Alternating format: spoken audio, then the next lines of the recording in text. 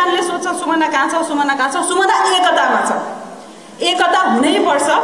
लो है गाई, जब सुमनालाई थाहा भएको होला अब चाहिँ मैले यति नभनेसम्म अब कसैले पनि मलाई गन्नेवाला छैनन् भनेर चाहिँ थाहा भयो होला। त्यही भएर अलिकति जेनजीको नाम लिनुभएको छ र अर्को एकताको नाम लिनुभएको छ। उहाँलाई भनाइ केही पनि छैन। मैले चिन्दै नचिनेको जान्दै नजानेको अनुहार हो, जुन अनुहारलाई रवि लामिछानेले ल्याएर समानुपातिकबाट सांसद बनाएर मन्त्रीसम्म बनाइदिए। त्यसैलाई ला तानेर जाने मान्छेलाई मैले भन्नु केही पनि छैन। अब सुमनालाई यति कुरा थाहा भयो कि मैले एकताको कुरा नगरे, जेनजीको कुरा नगरे अब मेरो कुनै औचित्य नै छैन भन्ने कुरा छ। तर त्यो कुरा गरे पनि औचित्य छैन। सुमना जहाँ गए पनि जसरी गए पनि कहीँबाट जित्नेवाला पनि छैनन्।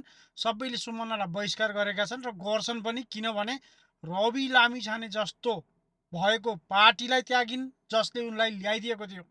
अनि अर्को ग्रेट लेडी शोभिता गौतम जस्ता महान नारी भएका पार्टी छोडिन्। तिनलाई चाहिँ कहिल्यै पनि राम्रो पनि हुँदैन, भलो पनि हुँदैन। जुन अवस्थामा उनले साथ र सहयोग गर्नुपर्थ्यो त्यही बेलामा चाहिँ छोडेकी छन्।